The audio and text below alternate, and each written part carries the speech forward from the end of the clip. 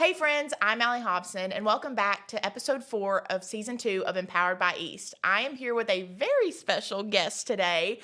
Probably if I told myself in the 9th grade that I'd be interviewing the person beside me, she would not believe you. So, if you could please introduce yourself and tell us a little bit about when you graduated, kind of your alum status now as an EASTie. Just kind of give us a synopsis of who you are. Yes, I'm Lexi Jarrett. I'm a graduate from Cross County High School, class of 2024. I was in EAST for about 6 years, I believe, 7th grade up until 12th grade.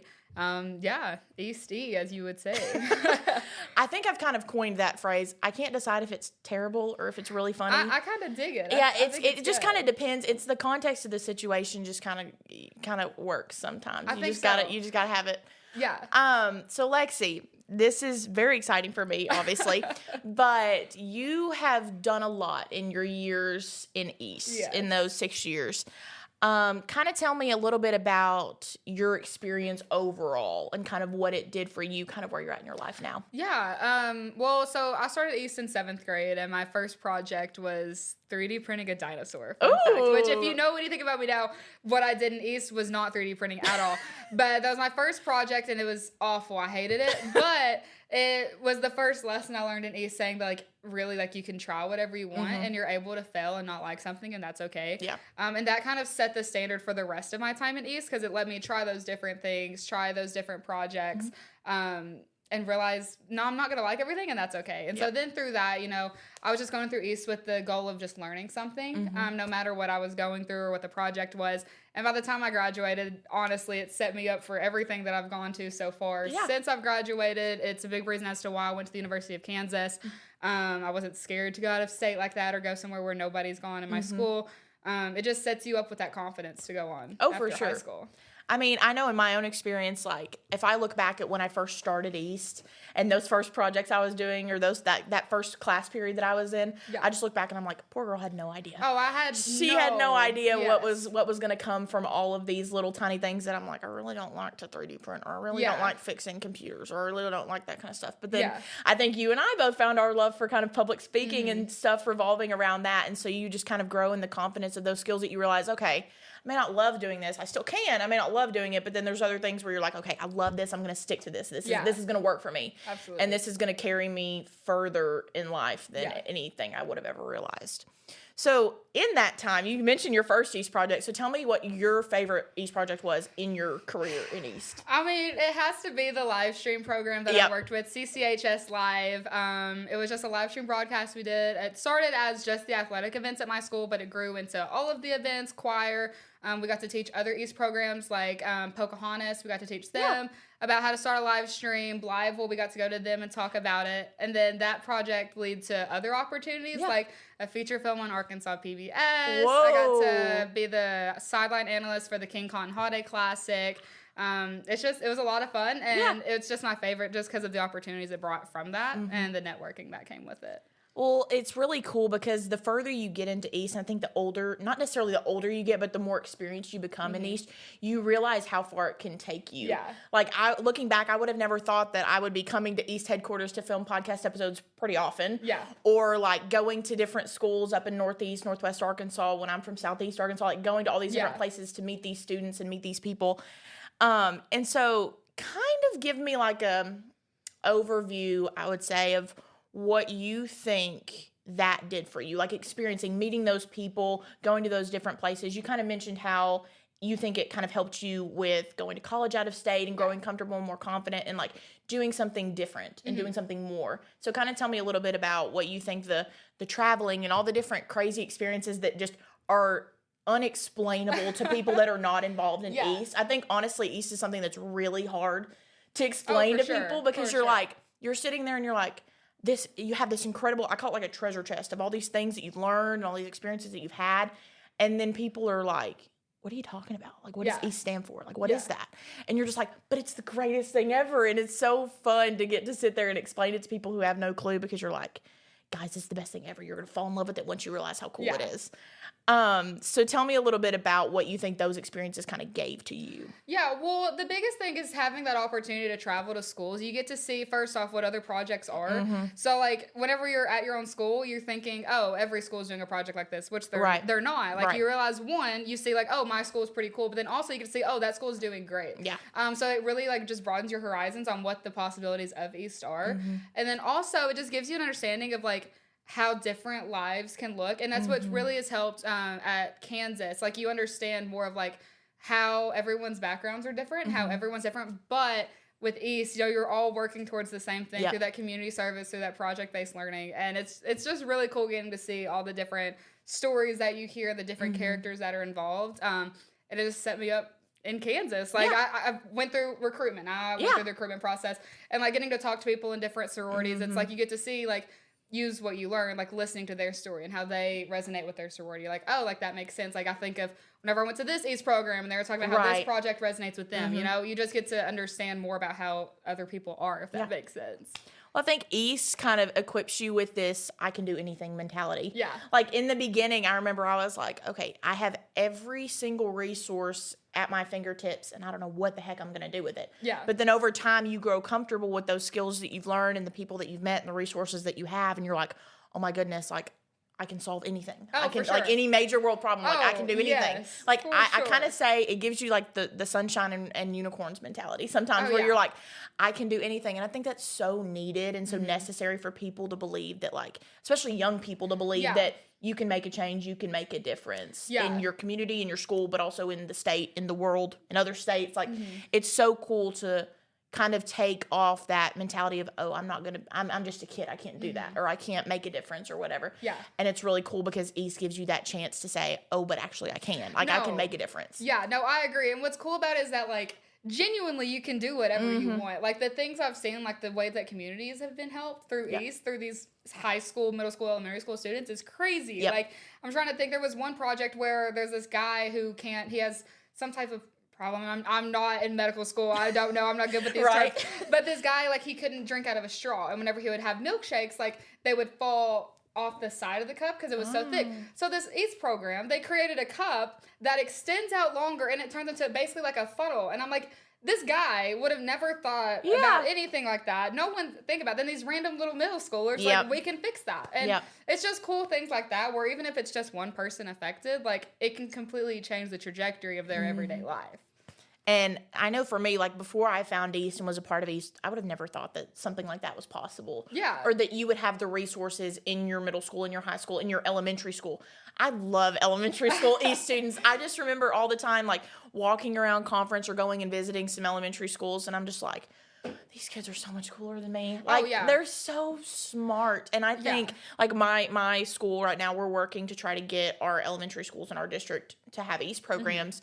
And it's really cool because I go and I talk to these elementary schoolers that do have EAST in their life. And then I talk to the ones that I know in my district that don't.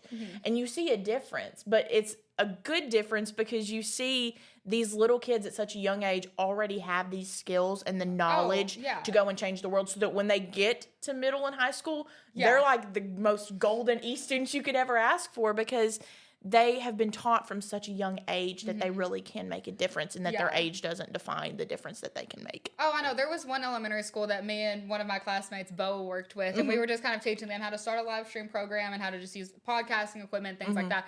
And I was like, if I was an elementary school kid, like, having this equipment, I would have, who knows what I would do now. Like, oh, it's so cool getting to see just these little kids. They're like 6, 7... I didn't mean that. I was going to say 6, 7, 8 years old. Right. Oh man. Fun fact, the 6'7" kid's coming to Kansas next year. Are you serious? I'm being for real. He commit to play basketball at KU, so Rock Chalk Jayhawk. Oh, 6'7". My goodness. Guys, you heard it here first. Yes, y'all heard it here first. He's coming to KU, so come support. But no, it's just really cool getting to see these little kids who are so confident in their abilities at such a young age. Well, and like you said, like, if we would have had EAST at that age, think about, like, I can just look back from 9th grade, which I'm a senior now, like, looking back at 9th grade, the growth that's come from here to there. Yeah. And even the growth that I've had probably in the past year from my junior year to my senior year, being involved in leadership team and stuff like that we've talked about. We'll talk about in a little bit. Yeah. But just the amount of growth that can come in such a short amount of time if you really dive into everything that East can offer you. And so I look at it and I'm like, see these elementary schoolers, I'm like, guys, if I had what you had when I was 6 or 7 years old, like 6 or 7 years old, we might as well do it. If I had what they had, like, oh yeah, I would be unstoppable at this point. Oh, I know. Like, it's incredible how much, like, I feel like a lot of times people will doubt high schoolers. They'll doubt middle schoolers. They're really going to doubt elementary schoolers and the impact that they can make in the world. But I think the people who are truly invested in seeing these kids shine and seeing them learn in a way that they can grow and help grow and impact their community, those people are seeing the benefits of everything that East can do for their schools and for their communities and for their kids. Yeah. Because I think all it takes is to see that spark light in one kid. Yeah. Because then with kids, you're going to see around them, like, they're going to be like, oh, but they learned something really cool. I want to learn how to do that too. Yeah. Or they learned how to use this podcast equipment or this camera. Like, I really want to learn how to do that too. Yeah. And so it just kind of sets like a wildfire. And I think that's what East does at any age. And even for facilitators and adults and volunteers and alums, like, you see the difference that it makes and you want to go and make that difference too. Or you want to go and help kids do it. Or it's really cool because I'm kind of nearing the end of my time in East and I'm looking back and I'm like, dang, I wish I would have done more. Yeah. Because I just see all the good that it's done in me in such a short amount of time. So I'm asking this kind of early, but we might ask this a few times. Tell me kind of, we have a theme going. I'm sure you know our East Conference theme is Our Greatest Hits to celebrate East 30. Yes. So I'd love to know, I'm sure you have several, so if you have more than one, please tell me, but your greatest hit in East. Like your moment, you look back and you're like, yep, that's East. That's okay. So there was a time, it was whenever I was a speaker at conference, my 10th grade year, I believe, there was a picture that was taken where I looked to I'm going to do it with this camera. I looked to the camera and I went like that. Yep. And then every year. I went like that too. Yes. And so every year after that, that kind of became a thing where that picture was always featured. I did it my 10th grade year, 11th grade year when I was team leader, 12th grade year again when I was a speaker, and it became a point where Matt, one time, sent me the picture, and he's like, there it is, one last time. Like, everyone got this picture, and it became this whole bit. So, I don't know, I feel like that's definitely up there, the greatest hits, just because it's such a, like, oh, that became a bit, you know? And it's like, oh, that's Lexi type of thing. Oh, my goodness. So, now that you mentioned it kind of thing, tell me, you've done a lot on the leadership team, and I think you have definitely, several people, including me, would definitely say you've kind of set a standard. You set a bar. You had left really big shoes to fill. So tell me about your experience. So you were speaker, and then you were team lead, and then you were speaker again. Yes. So tell me kind of the growth those 3 years, kind of your favorite memories, since we are nearing conference time, like your favorite memories of those years at conference where you were on leadership team. Oh, yeah. So, I started as a speaker my 10th grade year, and it's just fun. It's the best. I love speaking. I love being a speaker. That was the year that I had the feature film on Arkansas PBS. I had the King Cotton Classic. So it was all these really awesome things. Yes, and so whenever I got the chance to be a speaker again, I was like, oh, this is going to be so fun. Yeah. So I'm trying to think, like, favorite memory is hard because all 3 years, all 3 years are good. All 3 years are so different, but like in their own good way. But no, I was a speaker, became team leader my junior year. I was a co-leader with Kevin Durden. Shout out Kevin. Love Kevin. Co-leader with Kevin Durden, and then my senior year I went back to speaker, which was really hard.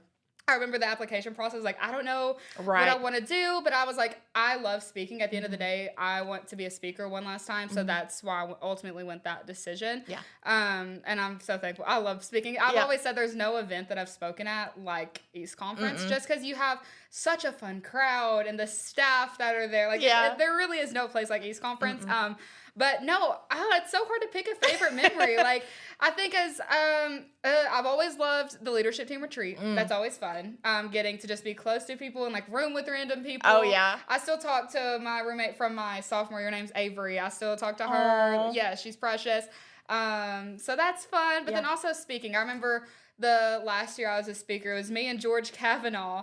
We were next to each other and we finished doing a handshake. And like, it was really small, but like George Kavanaugh was this third grader, I was a senior. Yeah. And it was almost like a passing of the torch type thing. Like, it was the most precious thing. Mm-hmm. And so I'll always remember that. Yeah. I'll always remember, I mean, the picture, it's just that's iconic. It's iconic. That's a full moment. Yeah, I mean, that is the definition of a greatest hit, for sure, in East. Oh, for sure. And then also my senior year, Denham Gooden was also a speaker, and we met. I love Denham. Oh, we met at virtual. Listen to this. We met at Virtual East Conference in 2021. I think was virtual, and we met in this random breakout session. So, and we talked ever since then. So whenever he became a speaker, like, he's the one who told me. I didn't know we made a post, and so Denham calls me, and Denham's like, Lexi, we're speakers together. I was like, what are you talking about? Right. And so then, like, the whole bit was fun. Like, that whole time of just being a speaker, writing the scripts together, and doing it in person was really cool getting to do it with Denham. So, I don't know. It's hard to pick a favorite. Well, I feel like also with East Conference, I mean, this is very valid to acknowledge that with East Conference,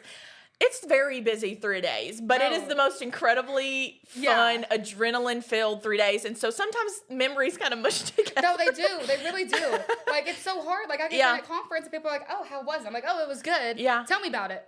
I don't know if I can. Right. Because it's fun. I think also I've cried every year after conference, not because I was sad, because I was so tired. Yeah. Like, it's such a busy 3 days. But it's the best. Oh, like, it's the best. It's like you're so exhausted, but it is the most fun, like, adrenaline-filled, happy, smiley, uplifting environment you could literally the most uplifting environment you could ever be in. If you're ever sad, just go to East Conference. It's gonna fix it. If you're ever like worried or down about the state of the world or anything, just go to East Conference, because those kids and their stories and their hard work is going to inspire you to like, oh my goodness. Like, if every time I hear someone say something about the next generation or something, I'm like, guys, just go to East Conference. I promise you'll realize we're going to be just fine. Oh, for sure.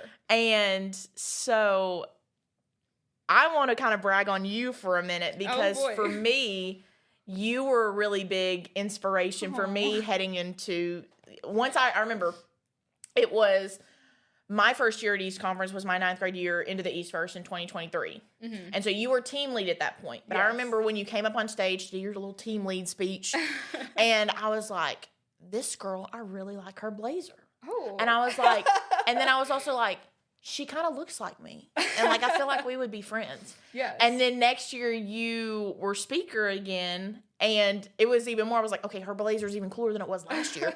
And we still look the same. And it's like, I just remember thinking, I'm like, this girl's so cool. Like, she's not looking at her iPad. Like, she's got all her words memorized. Like, this is awesome. And I just remember thinking, I'm like, she's graduating. I was like, maybe I could like try to fill her spot next year. And I just remember I was sitting down and I was like, that Lexi girl, like, she's just really cool. Oh, stop. And I was like, I want to be like her. Like, I want to do what she did. Because I felt like this kind of shift, and I was like, okay, I'm ready to put in the work. Like, I'm ready to not just be just your regular East kid anymore. Like, I really want to kind of step up and do more. And I kind of took that leap of faith, and thank goodness you were there, because at that point, your former facilitator was my site support person. Yes. And so the way that we kind of had our first interaction was you were at college. Yes. And he calls you and says, I have this girl that says that she wants to be speaker. He calls me on the way to class. I'm like 5 minutes before class, like walking in the building, and he's like, hey, I need you to stop for a second. I'm like, Blake, like, I am walking into English 102. Like, he's like, well, you got to stop. Yeah. No, that's so funny. And I remember, and literally I heard you tell him, I'm walking into class right now. And you just stopped for probably 10 or 15 minutes and went over just basic advice with me and all these kinds of things. Then you gave me your number, and I was texting you like, okay, can I get your advice on this? Can I get your help with this? And you were the very first person when I made speaker last year. Aww. And then just kind of full circle moment, but like this year, today, as not when y'all are saying this, but today was the day that leadership was released again, and I was lucky enough to be speaker, chosen as speaker again for my last year in East, and so it was a really big moment for me, and it was really fun because I got to be here with you today to kind of make the full circle moment. But yeah, it was really, really fun to kind of get that full circle moment. And I think we have a special guest, guys. Yeah, Matt. You're out of uniform. I know. Oh my goodness. Oh, that's so funny. Please welcome my absolute favorite person in the entire world. Thank you. Matt Dozier himself. Matt, you want to pull up a chair? He have a chair. Oh my goodness. Look, Perfect. this How is are the you? perfect surprise. Just in the nick of time. Yes. Yeah, of course. We're just chatting. I feel like the three of us are good at that. About college stuffs or College I stuff. don't know if you know, but we sent out some announcements today. I heard about that. We made 61 people, I hope, very happy. Oh, I know you made me very happy, and a few of my friends very, very happy. So I think we're gonna have a really good conference.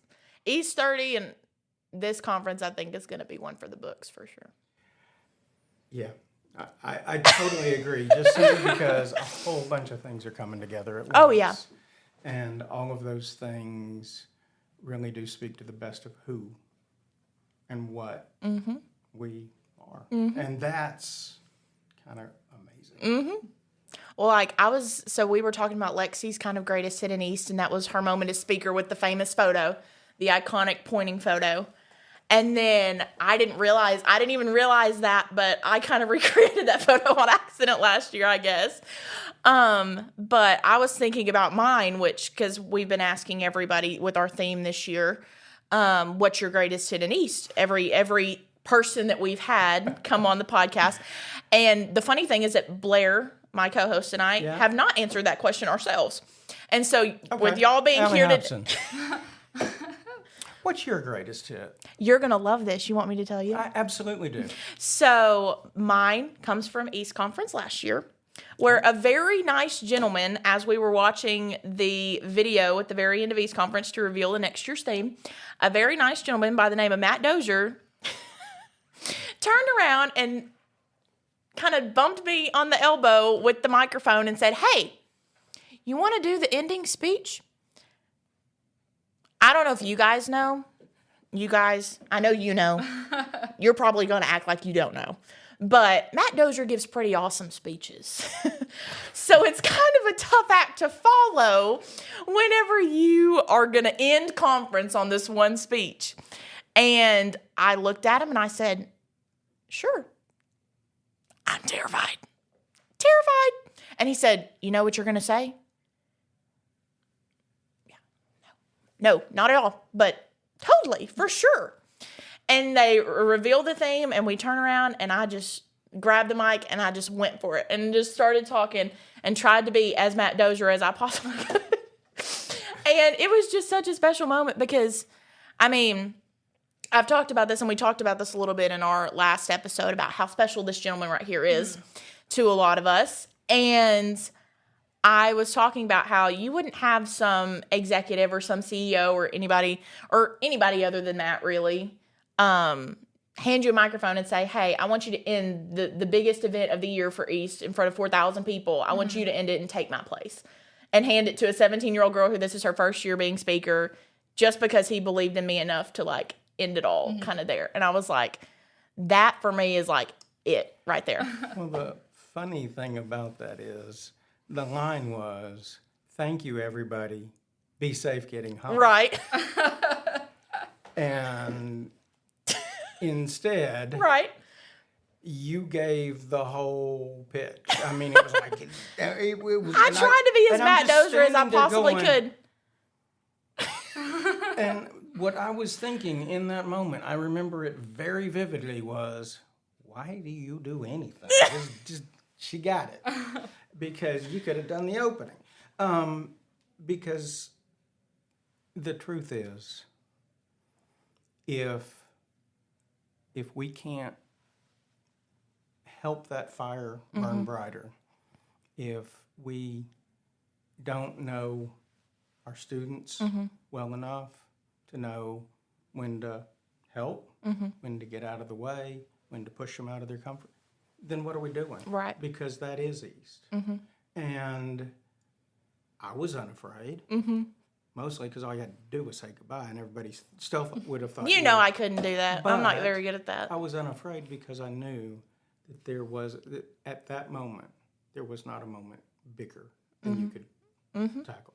For sure. And I can tell you, having been to every one of them, that it's one of the biggest rooms you'll ever play. Mm-hmm. At least, with the big lights on you. Mm-hmm. And when the speakers group began to coalesce a few years ago into what they are now, they can handle any room. Right. I mean, for sure. They're not just trying to remember words. They're not just trying to hit their marks. They are owning that stage, and that makes us so happy because the ambassadors own the big building. The tech team owns the tech. The doc team is owning the storytelling and the archiving and the historical record. And our speakers were always ambassadors that we put behind a mic, and you guys have invented something new and powerful. And that's my best example of it right there. I was going to say, that was the snap the bow tie, right? As you admit, right? I don't know about that. I don't know about that. I know she was my example for sure. Someone who pulled a media person who's like paid to be a media person so far out of his comfort zone that he was wearing her mom's blazer on St. Patrick's Day because he needed to be green. Hey. She can do anything. Let me just tell you. I believe. Are you referencing Bradley Brewer? Hey, my reference. I think he's referencing Bradley Brewer, my sophomore year as a speaker. I heard about that actually before we started filming from Bradley Brewer himself. After rehearsals that morning, he backstage was like, "Hey, can I borrow your blazer when I go on later?" I was like, "It's not mine, but I'm sure. Yeah, go ahead." So yes, that's so. The fact that I had heard about this earlier. That's awesome. And the other thing that I think is amazing is conference is the biggest thing we do. But it's not the reason we do. Right. We do because there are problems that need solved. There's students who need challenge. There's a whole world of opportunity. And if y'all are going to go fix the future and invent it, you need to start now. And conference is that one place where we bring it all together. And instead of having to do the little bubble test, that's your final. Right? Yep, for sure. And in all the years we've done it, we've never been disappointed. Not once.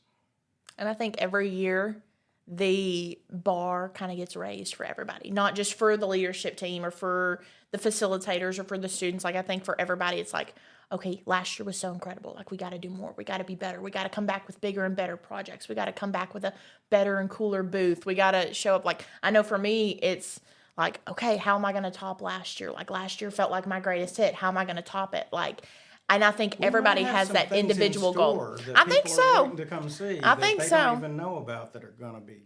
I think so. Cool. I think this is going to be a really special one simply because, I mean, I think there's been so many things that have kind of led up to this moment for a lot of people. And especially since it's our anniversary year and all that kind of fun stuff, I think this is going to be something that people are really going to want to come and see. There's nothing like it. Nothing like EAST Conference. Lexi and I were talking about it earlier about how it's almost, you're not able to fully explain it in a way that kind of makes it what it truly is to people like us who've been involved in EAST.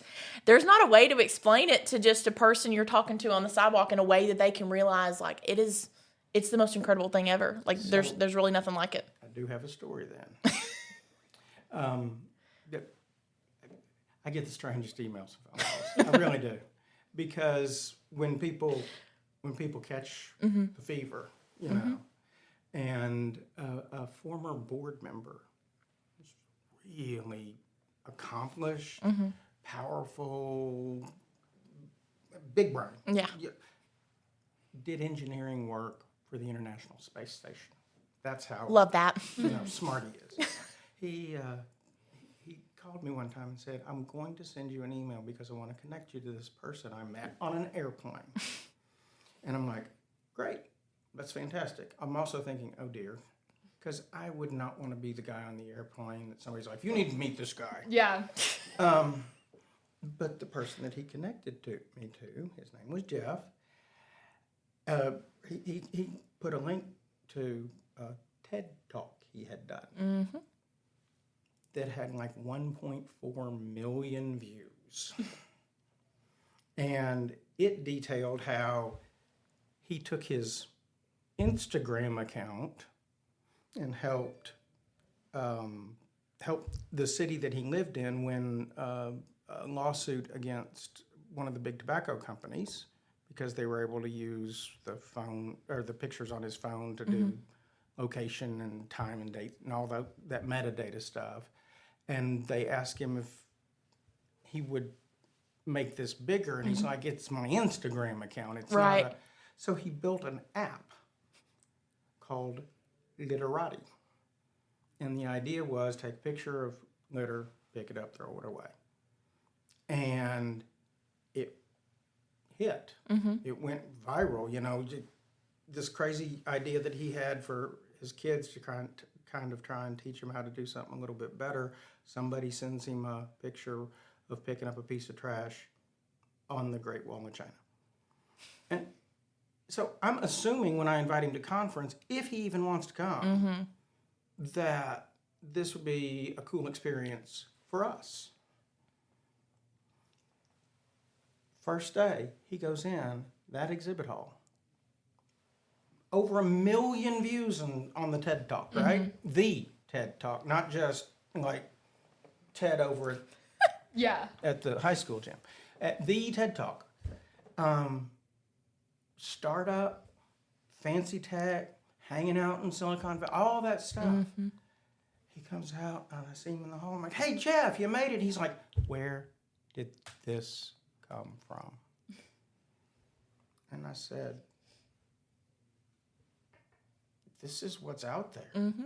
You just have to tap into it. He goes, I've never seen anything like it. And I was like, well, that's pretty cool because you got a couple of days to do this. And I can repeat that story for some of the biggest, coolest. And what's really sad is because the way that conference happens, I don't always really understand some of the in and out. Because a really good, a really good friend of one of our board members who I've been friendly with, I wouldn't call him a good friend because we've only been in the same room 3 or 4 times. Tammy came to me and she's like, you got to go sit down with this guy. You got to go sit down. I'm like, all right, fine. I got 5 minutes. Let's go. Because, I'm important. Right. And so I'm sitting there and I'm like, all right, I got just a few minutes. I'm really sorry. And I'm trying to be nice and I don't ever want. But he's talking about wanting to start this fine arts school and program up in Northwest Arkansas. And I'm like, okay, yeah. I got things to do, man. He goes, oh, have you seen what I do? And I'm like, no. He goes, oh, flips his laptop around, hits his sizzle reel. All of a sudden, I'm looking at Polar Express. I'm looking at Enchanted. I'm looking, no, not Enchanted, Tangled. I'm looking at Frozen. And I'm like, you did? He goes, no. I just did the rock trolls in Frozen. You just did the rock trolls. Right. Casual. Yeah. And I'm like, Yeah. now I really want to talk to you. Yeah, where did you come from? And he's like, this is the most incredible thing I've ever seen. I'm like, you made Frozen. Right. You and Tom Hanks made the Polar Express scary movie. Right. Yeah. Right. And he just laughs, and that's the power of that sort of thing. And then you go on. Yep. And so EAST Conference is, in many ways, it's a way of taking all the things you do in EAST and seeing the width and breadth of it. Because as inspirational as you two are, and I know because I saw a bunch of kids coming up to her going, can I take my picture with you? No, I was one of them. Believe me, I was one of them. Well, last year, we had Miss Arkansas, and they're chasing Allie because they want to talk to Allie. Right. They were chasing me while I was chasing after Miss Arkansas. In the yellow. But where do you guys go? if your heart and your head are in the right place, that's a scaffolding that means that when you walk into that room, tell me when you walked into that room and when you ran away to the Midwest, tell me when you walked in that room that there weren't a whole bunch of people going, I can't wait to do this because I've never done this. And you're like, I've done all of it. Right? Well, I don't know if I go that far. I don't know. He's gassing me up over here. Tell me that there weren't a whole bunch of freshmen in your cohort that couldn't even imagine the experiences you had. Right. That was. But the thing with EAST is that I think it was actually you that said it at conference one year. It was during the closing speech. He said something along the lines of EAST can be anything you want it to be if you let it. If you let it. And that's what I try to tell them. Is like, yeah, I had PBS, I had Great American, King Cotton, all this stuff. But it's like, I let it happen. I wasn't scared of those opportunities of reaching out and finding them yourself. You have to go out there and find them. And if you let it happen, anything can happen. So I'm gonna tell you that works 6 to 60, because I remember an English teacher, speech and English teacher, who didn't want to have to get this computer class, but when he saw what the students were doing, when he got involved, he realized that's it. That's what I was made for. And I have been so incredibly fortunate to be on that ride all this time, because we haven't turned it into the thing that it shouldn't be. It's still exactly what we intended for it to be. And it's still a heck of a lot more baling wire and bubble gum than people really understand. Right. And it's still way better than a lot of the professional ones I've ever been. Yep. So kind of to wrap this up, because I love how we just have this two of my favorite people in the entire world. Kind of tell me, Lexi, you have something really cool, and I think we all three kind of can speak on this, about the kind of what the next 30 years look like in EAST. We've had 30 years, what the next 30 years look like. And Lexi actually is doing something really cool. So we have a connection through the Miss America organization. Yes. And you're competing for Miss Kansas in 2026. And your CSI is closely related to EAST and kind of what that looks like. Yes. So I'd love to kind of get your perspective on kind of where do we go from here? And get Matt's perspective and kind of see where do we go from here? We're at a great spot, but how do we keep going up? I mean, I don't think there's one simple way to answer that question. I think right now, especially with the state of technology and how it's still ever changing more than I would have thought it was ever going to, I think it's more important than ever to have these classes, to have these EAST environments where students are given the opportunity to learn about the technology that's being used and have those opportunities to use it, mess up, and figure out how to use it. So I don't think there's really a clear way. I think it's however this next generation is going to make it look. I mean, I'm going to give you the Animaniacs answer. I mean, what are we doing tomorrow? Same Right. as yesterday. Yep. You trying to take over the world. We believe every student should have the opportunity to have an EAST experience. And yeah, it's the tech, get their hands on some of that, but it's also, it's the empowering them to look around, to find problems that need solving, to find it in themselves, to care enough about solving those problems, to find other people that they can work with, to discover that making mistakes is the only way that you ever solve any problem, to discover that sometimes you just sit there. And that's not even a mistake, you're just stuck. Right. Now what do I do? And we believe that every student should have that opportunity, because that's what the other side of the classroom wall looks like. That's what the real world looks like. There, communities all across the world are dying for people that are going, we should do something about that, and then go do it. And if they're comfortable enough to use the tools that can connect them to everybody else in the world, or talk to space or whatever, then they've already got a leg up on just hoping. And what do the next 30 years look like? I don't know. But here's what I know. I know that the last 30 years have been just a crazy quilt of amazing. I sat on the side of a hill in the year 2000. Yeah, I sat on the side of a hill at a residential high school in Lahaina, Hawaii, and watched fireworks everywhere, hanging out with a group of kids doing things nobody would imagine. And I thought, this is cool. Look at what we're doing and what they have gone on to do. I was in the room when a group of people said, if this thing is going to continue, we need to wrap it into its own organization.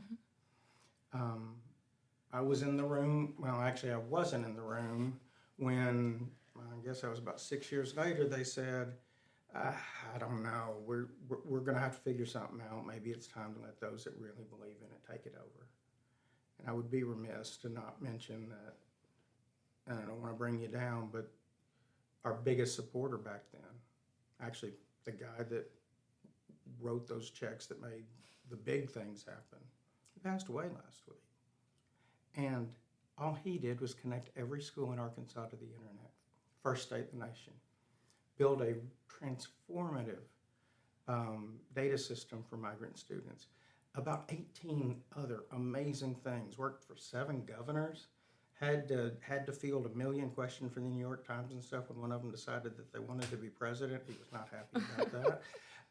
Wasn't that he didn't want him to be president or didn't like him, he just didn't like having to field all the questions. And as his career was winding down, he would tell anybody that listened that he had spent a long time trying to do good things. But the thing he was most proud of, the thing that he thought could do the most good, Mr. Jim Boardman said, was EAST. And that was something that he knew now that it was his time to go, that he had done something amazing. And if we can all do that, wow. And we can. So let's go do it. Yep. Absolutely. I think if we can all do that for the next 30 years, the next 30 years are going to be pretty good. Because I know Lexi hasn't stopped advocating for EAST since she's become an alum, and I know I certainly don't plan on it. She So sent me an email, said, hey, guess what? I'm like, that's a challenge. You're talking a foreign language. It is.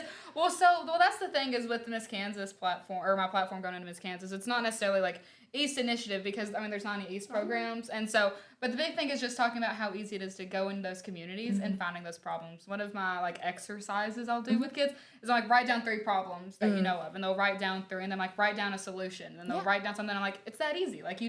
You just look at the world around you. It's that easy. Yeah, and so everyone's like, wow, it's this crazy thing. So I'm just wanting to, use the platform to talk more about that community service and how you can learn through community service and set yourself up for success beyond the classroom. Absolutely. Yeah. Yep.